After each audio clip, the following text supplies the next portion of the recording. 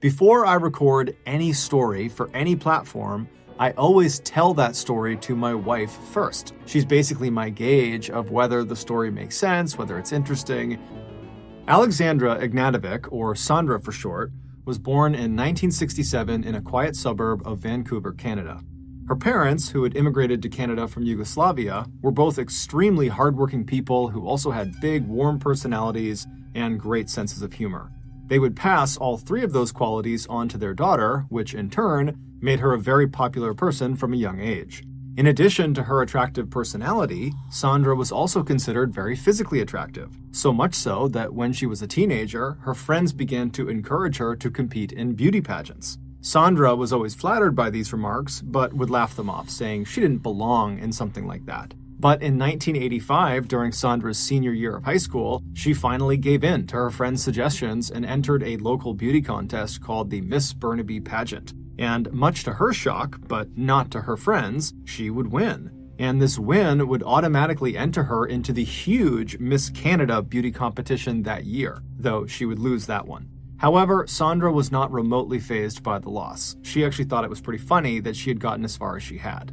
After high school, Sandra lived at home with her parents and attended a technical school to become a dental assistant. During this time, Sandra and her mom, Sedenka, who she was very close with, developed a hobby that they did together on the weekends. On nice days, they would find local open houses, and they would pretend to be in the market for buying a home, when in reality, they just wanted to walk around the property and fantasize about what it would be like to live there. In 1987, when Sandra was 21 years old and was now working full-time as a dental assistant but still living at home, she and her mother, like usual, went to an open house one weekend in their neighborhood, and once they arrived, it was very crowded, and so they made their way off to the side and just began chatting in their family's native tongue, Serbo-Croatian. And so as they're doing this, a woman they didn't recognize walks up to them. She was this short, older woman with rosy cheeks who was grinning ear to ear, and when she reached the mother and daughter, she very excitedly began speaking in Serbo-Croatian as well. She said her name was Jelka Pesek, and she couldn't help but overhear them speaking in her native tongue. Like Sandra's parents, Jelka had immigrated to Canada from Yugoslavia, and like Sandra and her mom, Jelka was at this open house pretending to be in the market for a home when really she was just fantasizing same as they were. So these commonalities they shared immediately put them all at ease, and before long, all three of them were chatting and laughing like they were old friends. Over the course of their 15 or so minute-long conversation, Jelka eventually asked Sandra pretty point blank if she was single or in a relationship. And Sandra, who was a little caught off guard by the abrupt question, said, "I'm single." At which point, Jelka lit up, and with a smile on her face, she said, "Well, I'd love for you to meet my son Joe. He's about your age and single too." Sandra smiled, but before she could respond, Jelka kind of waved her off like she knew she was being too pushy, and she just said, "Look, our family owns an automotive shop in town. It's called Sam & Sons. If either of you ever have car troubles, it's on the house. Bring your car in. And if you, Sandra, swing by, I'll introduce you to Joe." Then she handed Sandra a business card and said her goodbyes to both of them and then turned and walked away. Once she was gone, Sandra and her mother kind of chuckled about the conversation they had just had, and then they went back to just enjoying the open house. And by that evening, when the mother and daughter had gotten back to their own home, they had more or less forgotten about Jelka. However, the following day, while Sandra was out running some errands, her car's engine started making really loud knocking sounds. While she didn't know what they meant, she knew that she really needed to have someone look at her car, and so as she began to look around, wondering if an auto body shop just happened to be close to her, she remembered Jelka from the day before giving her that business card for her auto body shop, and so Sandra pulled over to the side of the road, she fished inside of her purse, and she pulled out that card, the business card, and she saw the address of the auto body shop was only a couple of blocks away, and so she merged back onto the road and she began driving over. When she arrived outside of Sam & Sons auto body shop, she parked in their front lot, and then she got out and she made her way into the front office, and then as soon as she stepped inside, she saw right ahead of her was this big desk, and behind the desk was Jelka. And as soon as Jelka saw Sandra coming in, Jelka lit up and she said, "Oh my goodness, you're here, come here, come here. I gotta introduce you to my son." And that's when Sandra said, "Well, actually, I'm here because my car actually broke down today. And I was wondering if, you could have a look at it." And immediately Jelka said, "Oh, of course." She grabbed a mechanic, she pulled him over and said, "Right now, go out and get Sandra's car. She has to be at the front of the line." And so the mechanic went out to get Sandra's car, and then Sandra said, thank you so much, I really appreciate it. I'm gonna just go step outside and just let me know when it's done. But Jelka would say, no. You have to meet my son. Hold on just a minute. And so Sandra just kind of stood in the waiting room, kind of feeling a little bit awkward. And Jelka ran back into the back room behind the desk. And then she came running back out a few minutes later. And just a few seconds behind her was this handsome man in a crisp suit who had short, dark hair and a perfectly manicured mustache. And Jelka immediately grabbed him and kind of wheeled him out from behind the desk and brought him right in front of Sandra. And with a huge grin on her face, she says to Sandra, "This is Joe. This is my son. He's single. You're single. You two should go on a date." And so Sandra and Joe immediately laughed because it was so pushy and so forward, it was just kind of comical. But over the course of their very short interaction, they both found each other attractive and they actually agreed to meet up for a date. And over the course of the next few weeks, the pair would go on many dates and they would become inseparable. Joe would take Sandra to the nicest restaurants in town, they would go dancing, and then sometimes they'd just hop on Joe's motorcycle and go for long rides in the countryside. Less than a month after their first meeting, Sandra was already telling her family and friends that Joe might be the one. And she would be right, because almost exactly a month after their first meeting, Joe would ask Sandra to marry him, and she would say yes. Sandra was beyond excited. She knew this proposal had been abrupt, but she didn't care. She felt like Joe was perfect. However, there was one detail about Joe that Sandra hadn't really seen fully yet, and that was his mother.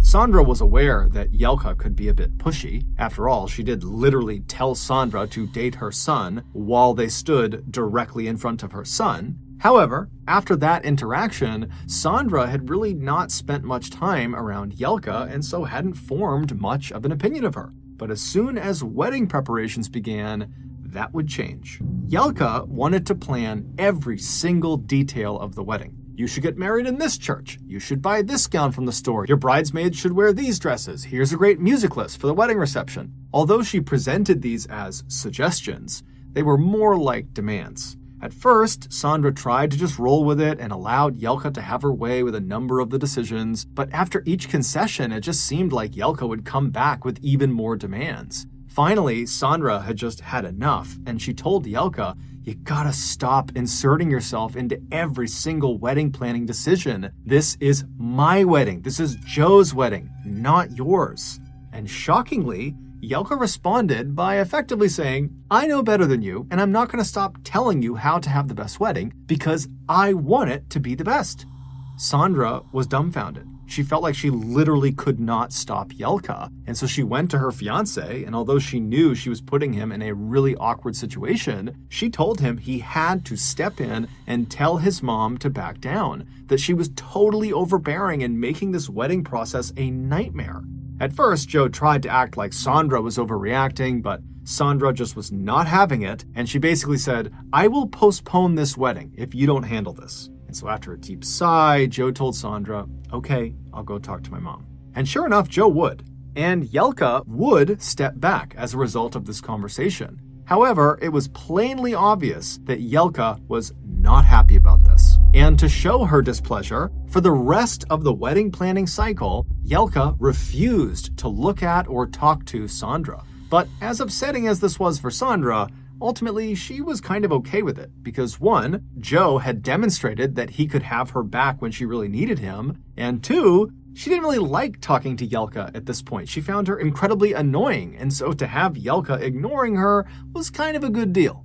A few weeks before their wedding, Sandra and Joe, who at that point both still lived with their parents, decided to go out and get an apartment they could share together as a couple. And they found one. It was very small and was the only one they could actually afford, but it was relatively close to both of their families and their work, so they took it. After getting the keys, Sandra and her mom would spend a very fun weekend going out to yard sales and discount stores to decorate and furnish the apartment, and by the time they were done, Sandra and Joe loved it. On June 11th, 1988, Sandra and Joe finally got married in front of all of their friends and family, and everyone seemed to have a great time, except for Jelka. Then, after the wedding, the new couple headed off to Hawaii for their honeymoon. A week later, Sandra and Joe returned to Vancouver, and when they walked into their new apartment, they were both shocked. The entire place had been completely redecorated. Couch covers had been switched out, the kitchen had been reorganized, bathrooms had different colored towels, the bed had different sheets on it, and it was even facing a different direction. After calling around to their families, they quickly discovered Yelka was responsible. She had used Joe's keys to slip into the apartment while they were on vacation. Sandra was furious. She and her mother had worked so hard to furnish and decorate the apartment to make it feel like her own, and now it just felt like Yelka's. It was so rude what she had done. Sandra literally couldn't believe it. Despite putting everything back the way it had been in their apartment, this was a massive violation of their privacy, and Sandra openly told Joe that she wanted nothing to do with his mother. However, it wasn't that simple for Joe.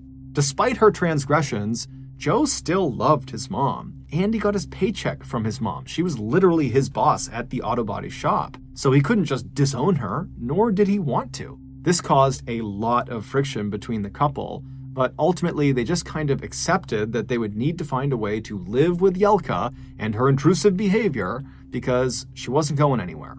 But despite Sandra's best efforts to put up with Yelka, Yelka made that nearly impossible on a regular basis.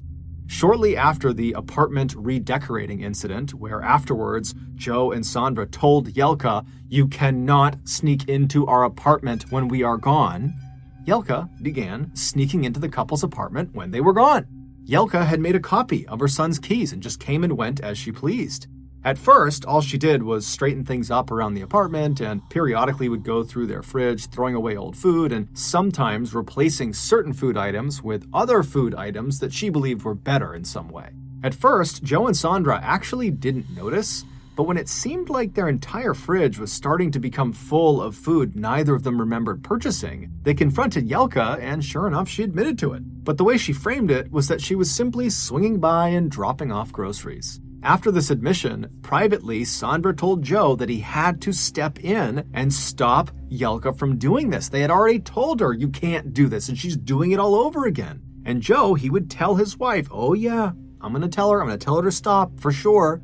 He actually would not. And so Yelka would just continue to come in and out of their apartment as she pleased. Sandra was furious and felt like she had totally lost control of the situation, but at the same time, she started having feelings that, maybe she was overreacting. Maybe she was wrong about Yelka, and she was just hypersensitive to what she was doing, and that in reality, Yelka was being really helpful. But when Yelka, during one of her secret apartment visits, removed half of Sandra's entire wardrobe from her closet and replaced it with clothing Yelka had bought, Sandra officially had had enough.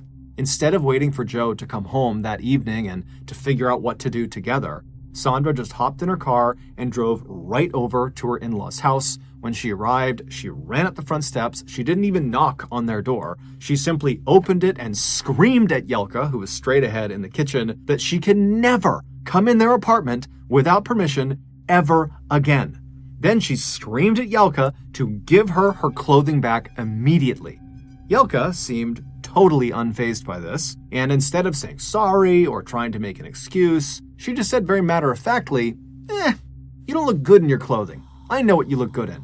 Then she walked over to a closet near the front door, pulled out several dresses and blouses and kind of chucked them at Sandra, and then holding her crumpled clothes in her arms, Sandra glared at Yelka for an extra second before turning and storming out of the house back to her car. When she got back to her apartment, Joe had come home at this point, so Sandra walked in and pretty much immediately laid into him. She explained how his mom had taken her clothes and that now she had just completely had it. She was done with Yelka. She can't come back in here. It's over. It's done. But while the couple fought, there was a knock on their front door. The couple stopped talking and Joe stood up and walked over to the door and he opened it. And shockingly, standing on the other side was Yelka and her husband, Sam.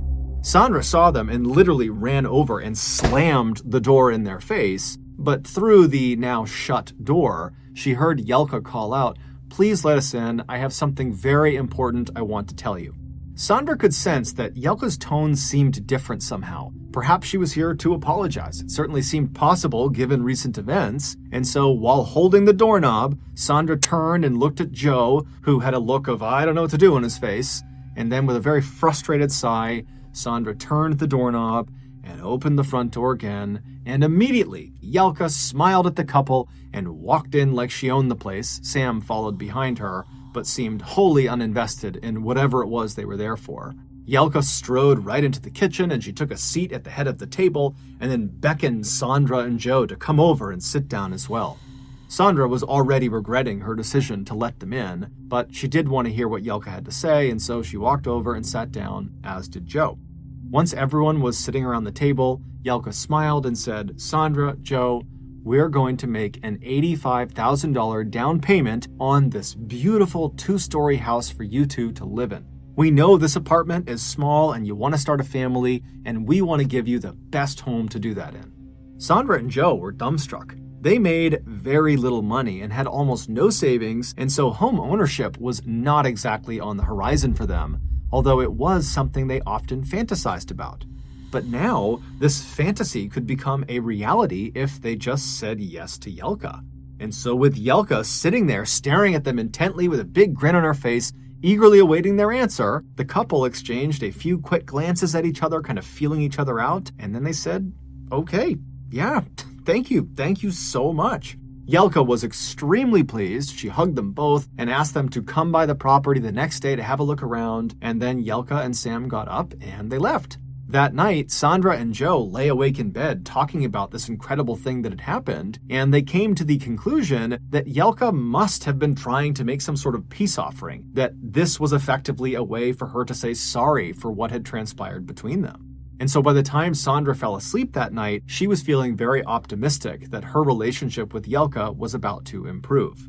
The following day, Sandra and Joe drove over to the house that they had just agreed to let Yelka and Sam put the down payment on, and right away, what stood out to Sandra was the home's proximity to Yelka's house. It was only about 5 minutes drive away, much closer than their current apartment was to Yelka's house. Also, as soon as Yelka arrived in her car and got out to talk to them on the sidewalk, she was absolutely brimming with excitement, talking about how she couldn't wait to start decorating the inside of the house. It was like she was moving into the house. Alarm bells were going off in Sandra's head. This arrangement clearly was a mistake. But at the same time, Sandra felt like they were in too deep. They had already agreed to do this. How could they possibly back out now? So against her better judgment, a few weeks later, the sale of this new house was finalized and Sandra and Joe moved in. But within a week of living there, everything fell apart. Sandra had mentioned to Joe that she wanted to put in a simple red accent tile along the back of the kitchen wall. Joe had apparently relayed this information to his mother, who promptly arrived at the house specifically to tell Sandra she wasn't allowed to do that Yelka already had plans for the kitchen. A massive fight broke out between the two women that ended with Sandra saying, "You know what? I'm done. I'm leaving. I'm moving in with my mom." Then Sandra did just that. She grabbed her things, put them in the car, and she left. Joe, who by now seemed to have just given up trying to keep the peace between his wife and his mother, didn't even try to stop her. It looked like Joe and Sandra's marriage was destined to fail. Yelka was just too much to overcome. But only a week after moving back in with her mother, Sandra started to feel nauseous. She took a pregnancy test and it revealed that she was pregnant. She was going to have Joe's baby. Sandra had a decision to make: return to Joe and by extension return to Yelka, or raise the child on her own. She called Joe to break the pregnancy news and talk about the way ahead for them, and he was extremely excited and begged her to come back and live in the house together again, and he promised he would keep his mother under control. By the end of the call, Sandra decided she was willing to go back and give it another shot, not because Joe was so convincing or that she thought Yelka was really going to change, but because she felt like she owed it to her unborn child. And much to Sandra's surprise, once she moved back into the house with Joe, it actually was much better than before. Namely because Yelka actually seemed to be giving them space. Clearly, Joe had laid down the law with her, and Yelka was respecting it. She gave them so much space that by the time Sandra actually gave birth to her son Brandon, she found herself secretly starting to kind of like Yelka, just a little bit. 6 months after Brandon was born, Sandra and Joe were both starting to feel very run down from being on baby duty 24/7, and so Joe suggested they go out on a date night that Friday. Sandra loved the idea and asked Joe to get them a babysitter, and then once he said he had, they made reservations for their favorite restaurant. When Friday came around, as Sandra was getting ready for the night, they heard the babysitter knock on the front door. Sandra opened the door and saw Jelka. Despite her recent good behavior, Sandra was still very much on edge, wondering when the old Jelka was going to come back out again. And so her immediate reaction to seeing Jelka on the other side of this door was, "What are you doing here?" Jelka looked at her funny and said, "I'm your babysitter. Joe asked me." Sandra immediately whipped her head around and looked at Joe, who was now standing very sheepishly in the middle of the room. Before Sandra could say anything to him, Jelka had slipped past her into the house and was already talking about how she and Brandon were going to have such a wonderful night together and that everything was going to be just fine. Sandra shut the door and then grabbed Joe and pulled him into another room and told him she didn't like this, that he should have told her he was going to have her babysit their son. But Joe told her she was overreacting, that, despite their past issues, his mom was really excellent with kids. This would be fine. Sandra did not like this, but eventually conceded. And then before the couple left, Sandra gave Jelka very specific instructions for how to care for Brandon, what to feed him, what time to put him to bed, etc. And the whole time, Jelka just reassured Sandra that it was going to be just fine. Just go out and have fun. Finally, after giving all the instructions she could possibly think of, Sandra and Joe said goodbye and they left. They went out to their favorite restaurant, and then afterwards they went to a club to go dancing. And as soon as they got there, Sandra stepped away and hopped on a payphone to call Jelka to make sure everything was going okay with their son. And when Jelka picked up, she informed Sandra that the boy was, quote, out like a light, because apparently she had given him some tea from the old country. Sandra said, "What? I told you he only takes breast milk. What did you give him?" And Jelka just laughed and said, "Don't worry about it. It's fine. He's asleep. Go enjoy yourself." Sandra was horrified. She hung up on Jelka and ran back into the club. She grabbed Joe and said, "Your mom just fed something to Brandon that she shouldn't have. We have to go." The two ran from the club. They hopped in the car, and then Sandra flew back to their house. As soon as they were parked outside, she ran up the steps into the house, right past Jelka, into her son's nursery, and then standing next to his crib, she reached down and she lifted him up, which should have woken him up, but it didn't. He just lay limp in her arms. And so immediately Sandra pressed his mouth up against her ear to see if he was still breathing, and barely she could tell he was still breathing. But despite screaming his name and moving him around, nothing was waking him up. And so by this point, Jelka had come into the room and she was trying to convince Sandra that this was no big deal, that, the tea from the old country works great. You got nothing to worry about. But at this point, Sandra is panicking and she's screaming at Jelka to tell her what was in the tea you gave him. But Jelka just wouldn't give her an answer. She just kept laughing and saying it was fine. And so finally, Sandra just takes her son and runs past Jelka, runs past Joe. She runs out to the car. She strapped her little boy into his car seat, and then she flew to the emergency room. And then when she got there, she hopped out. She's carrying her baby. She's hysterically crying. And she runs in through the doors, and all the doctors and nurses, they run over and they take the child from her, and they're asking all these questions. They're trying to figure out what's going on, and they start feeling for a pulse, and they would find one. However, it was very, very slow. And so they whisked Brandon away into an exam room to work on him and figure out what was going on. Meanwhile, Sandra just had to pace in the waiting room, crying hysterically, having no idea what's happening to her boy. But luckily, just a few minutes later, one of the doctors would come back out of the exam room and they would tell Sandra that, we think your son's going to be just fine. We don't know what he consumed, but whatever it was not good, and he should never have that again. And then he told Sandra she could come back and actually be with her son again. And so Sandra left the waiting room and she went down the hall. She went into the room where her son was. And there, laying on this bed with wires and tubes connected to him, is her little boy, who still looks totally lifeless. And so Sandra walked around and she sat down next to the bed and she laid her head down on the pillow and just looked at her son. And right there, in that moment, she decided that she was officially done with Jelka, even if it meant being done with Joe. A few minutes later, when Joe arrived by himself, Sandra would tell him he needed to choose. It was either going to be her or his mother. Unlike other times, Joe was not quick to come to his wife's side. In his mind, Sandra had become as much to blame for the drama as his mother was. And so after getting very frustrated with Sandra, he said, "You know what? You keep yelling at my mom, and I don't like it. She only wants to help and be supportive, and you just can't accept that. So I'm sorry, but I'm choosing my mom, not you." And Sandra would say, fine. And then the two of them just sat in silence on opposite sides of their son for the next hour until the doctors came back in and gave them the okay to take their son home, at which point Sandra immediately stood up and grabbed Brandon, and she and her son left the hospital without another word to Joe. She would drive her son to her mother's house and drop him off with her parents, and then she would go back to Joe's house, collect most of her things, and then move into her mom's house with her son. The following day, she would file for divorce. Immediately, the divorce became very nasty. Sandra didn't want Brandon anywhere near Jelka, so she decided to seek full custody of him. However, Joe, who by this point had gone from being something of an innocent bystander caught in the middle of two people he loved, to being aggressively on his mother's side, and therefore aggressively opposed to Sandra, told Sandra that he would be seeking full custody of Brandon as well. While these legal proceedings were going on, Joe's parents took it upon themselves to change all the locks of the house, knowing some of Sandra's things were still tucked away in the attic. Jelka also had their lawyer send Sandra a letter explaining that she was now forbidden from stepping foot inside of that house without express permission from Jelka. But as Joe and his mother made these punitive moves, Sandra would receive a huge legal break. The judge in their case had come to a decision.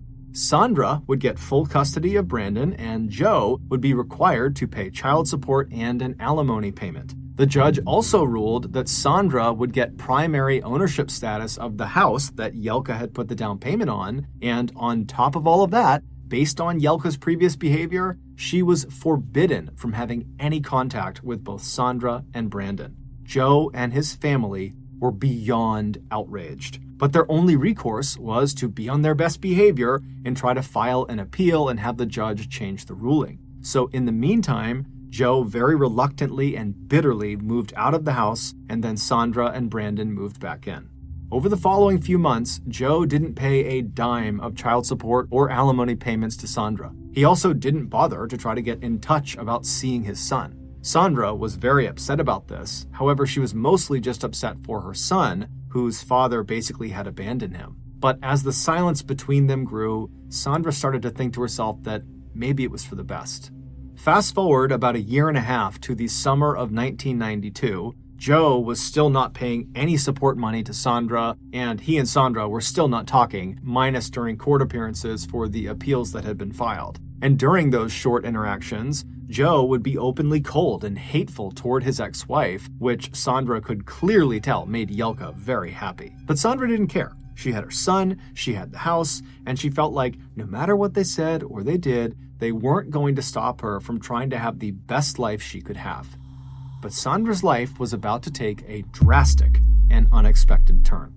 In June of that year, Sandra walked out to her mailbox in the morning and found a small package with no return address on it. She brought the package inside, opened it up, and saw that it contained a paperback novel called The Deaths of Cindy James. It was a non-fiction account of a woman named Cindy James, who for years had been harassed by some unknown person who ultimately killed her and got away with it. Sandra's first thought when she saw this book was that, maybe she had accidentally signed up for a book club or something. And so she just put the book on the table and went about her day. That evening, after work, she saw the book on the table and just picked it up and sat down and began flipping through the pages for the first time.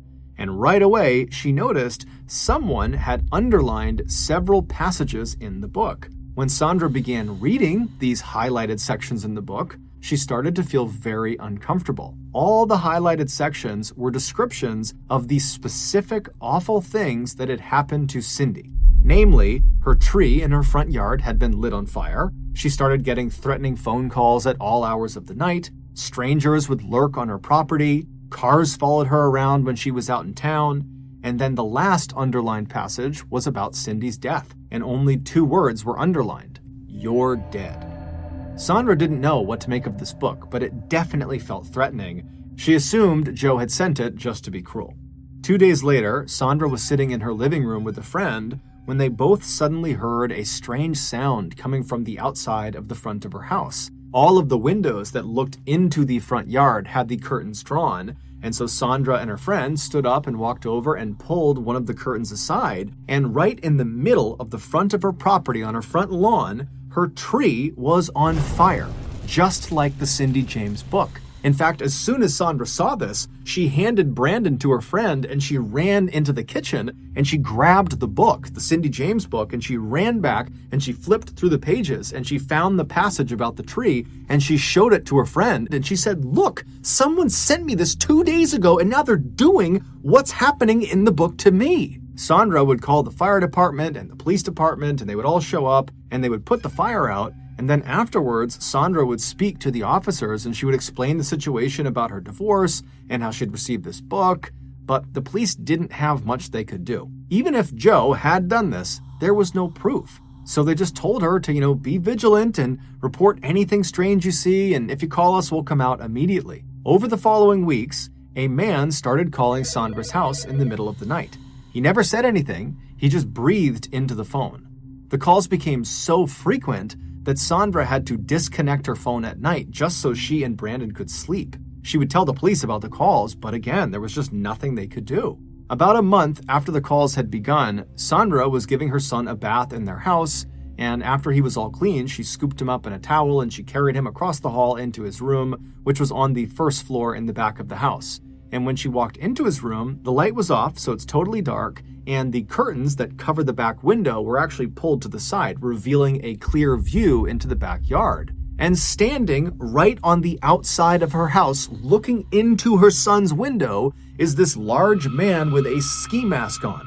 And he can clearly see that Sandra is looking at him, but he's totally unfazed. In fact, when he can tell that Sandra has made eye contact with him, he leans forward into the glass before turning and walking out of sight. Sandra immediately runs all over her house, making sure all the doors are locked, and then as she's reconnecting her phone to call 911, she hears banging on windows and she hears banging on the walls, and then by the time the police show up, there's no sign that anybody was there. And so once again, the police had to say to her, "Sorry, you're on your own." The next day, when Sandra noticed a car was now clearly following her in town, she realized all of the underlined sections of the Cindy James book had now happened to her in real life, except for one, the last underlined section, the one where Cindy dies. Scared for her life, Sandra hired a private investigator to both watch her home and try to figure out who was behind this, but after a couple of weeks, the nightly calls and occasional footsteps outside of her windows at night continued, and the private detective had gotten no closer to figuring out who was behind this. However, he did tell Sandra that he had been following Joe around and watching him and his family, and they all appeared to just be living a normal life. On the afternoon of August 5th of that year, so 2 months after receiving the Cindy James book in the mail, Sandra walked out of her dental office with her coworker Bernice. That day, Sandra was supposed to give Bernice a ride home. So the pair walked across the parking lot to the road where Sandra's car was parked. Sandra hopped in the driver's seat and fired up the engine, while Bernice hopped in the passenger seat and bent down to shove her bag underneath the seat below her. As Bernice was bent down, she suddenly heard gunfire on her left. She screamed and stayed bent forward, gripping the back of her head to protect herself, and then when the shooting stopped, Bernice sat up and looked out the front window and she saw a red car speeding away from them. Then she turned to look at Sandra and she saw her coworker was slumped forward. 2 of the 6 shots that had been fired from that red car had struck Sandra in the head. Bernice ran out of the car and she got help, and before long the police and paramedics were there, but by the time they reached Sandra, it was too late. She was already deceased. After her death, the police immediately turned their attention to Joe as their primary suspect. However, despite showing no emotion when he was told the mother of his child had just been murdered, he did have a rock-solid alibi. He had been at a public swimming pool during the shooting and even had a receipt to prove it. But the police just weren't buying it. Something seemed off about him. So they began staking out Joe's parents' house, which is where he was living at the time, watching to see what Joe did and who he talked to. And for the first 4 days, nothing unusual happened. But on the 5th day, the police were watching the house from a distance when Yelka suddenly came out the front door and hopped in her car and started to back down her driveway. But before she reached the end of the driveway, she came to a stop. Then a man came running out of her house who was neither Joe nor her husband, and he climbed into the back seat of her car and then laid down on the floorboards so no one could see him. The police thought this was very odd, so they decided to trail Yelka. They would follow her to a nearby mall parking garage where she and this man would climb out of the vehicle and go into the mall at different times as if they were trying to make it seem like they didn't know each other. One of the officers would stay in the parking garage watching Yelka's car, while the other officer went into the mall to see what these two were up to. But very quickly, that officer lost sight of both Yelka and this man, and so he had to return back to the parking garage with his partner. A little while later, the two officers watched as Yelka returned to her car, and then a few moments later, so too did this man, who promptly climbed back into her car and got down on the floorboards out of sight again. The police would trail Yelka back to her house, where as soon as she parked in the driveway, the man in the back climbed out and walked to the front of the property, hopped in a parked car, and drove off. The police followed this man and pulled him over less than a mile away, and when he got out of the car, something fell out of his pocket that blew the case wide open. It would turn out Joe really hadn't been involved in what happened to Sandra. However, his mother Yelka had. She had grown to hate Sandra so much she had decided she wanted to get rid of her, and she had just the plan in mind. Yelka was obsessed with the story of Cindy James, and so she decided she would force Sandra to relive Cindy's nightmare all the way to its grisly conclusion. After doing some digging, Yelka discovered one of her family friends, a man named Milan Nanatic, had connections to a hitman named David Segoviano. David was really just a seedy criminal willing to do just about anything for money. Yelka instantly told Milan to hire David to take out Sandra. However, she stressed that David had to first carry out all the underlined segments of the Cindy James book before he shot her down.